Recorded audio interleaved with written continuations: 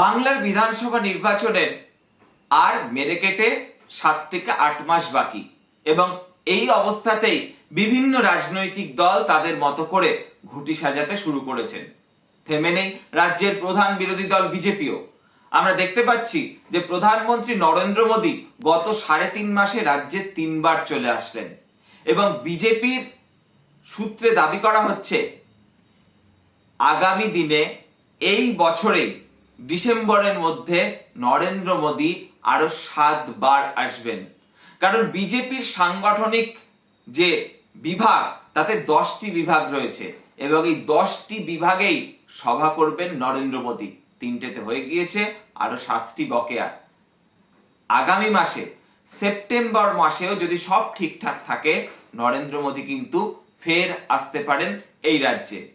এবার গুরুত্বপূর্ণ, নরেন্দ্র মোদী এই দমদমের সভা থেকে কি বললেন?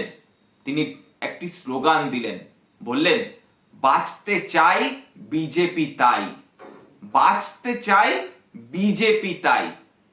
এবার এই স্লোগানটার সঙ্গে সঙ্গে তিনি বললেন যে আসল পরিবর্তন দরকার, যে পরিবর্তন বাংলার যুবক যুবতীদের জন্য নিয়োগ বা চাকরির বন্দোবস্ত করবে, যে পরিবর্তন বাংলার জন্য বিনিয়োগের দরজা খুলে দেবে, সেই পরিবর্তন চাই। এবার এই আসল পরিবর্তন চাই স্লোগানটা শুনে অনেকেই স্মৃতি রোমন্থন করে পৌঁছে যাচ্ছেন ওই 2009-10 সালে, যে সময় রাজ্যে বাম সরকারের একেবারে শেষ পর্যায়ে চলছে আর উল্টো দিকে তৃণমূল কংগ্রেসের আন্দোলন। সেই সময় রাজ্যের বিভিন্ন প্রান্তে এরকম হোর্ডিং ব্যানার পড়েছিল পরিবর্তন চাই স্লোগান দিয়ে। বিভিন্ন শিল্পী কলাকুশলীরা, বিভিন্ন ক্ষেত্রে বিখ্যাত মানুষেরা তারা এই স্লোগানের সঙ্গী হয়েছিলেন, পরিবর্তন চাই। তারপর 2009, 2010, 2011 পরবর্তী 3টে বছর এই পরিবর্তন চাই স্লোগানে আবর্তিত হয়েছিল বঙ্গ রাজনীতি।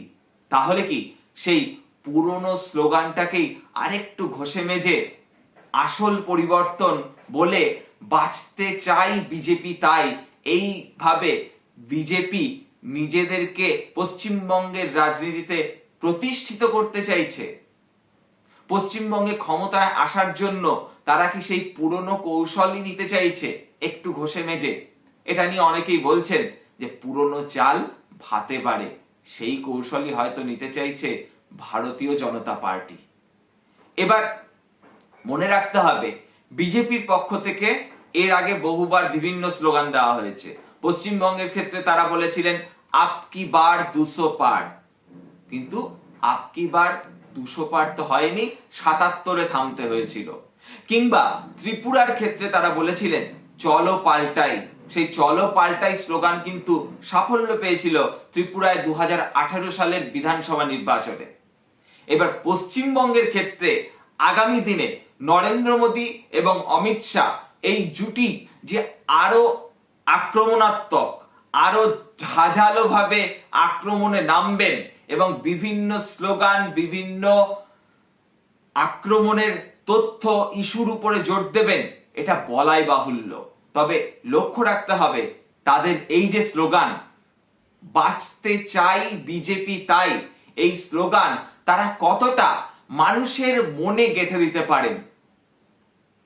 বা বাঁচতে মানুষ চাইছে, কিন্তু বিজেপি কেন, এই বার্তাটা তারা কতটা তাদের কর্মী সমর্থকদের মধ্য দিয়ে মানুষের কাছে পৌঁছে দিতে পারেন, এখন সেটাই দেখার। আপনাদের কি মনে হয় জানান কমেন্ট বক্সে। দেখতে থাকুন দ্য ফ্লো। যারা এখনো চ্যানেলটিকে সাবস্ক্রাইব করেননি সাবস্ক্রাইব করে দেবেন, পাশের বেল আইকনটা প্রেস করতে ভুলবেন না। দেখা হচ্ছে পরবর্তী কোনো এক এপিসোডে।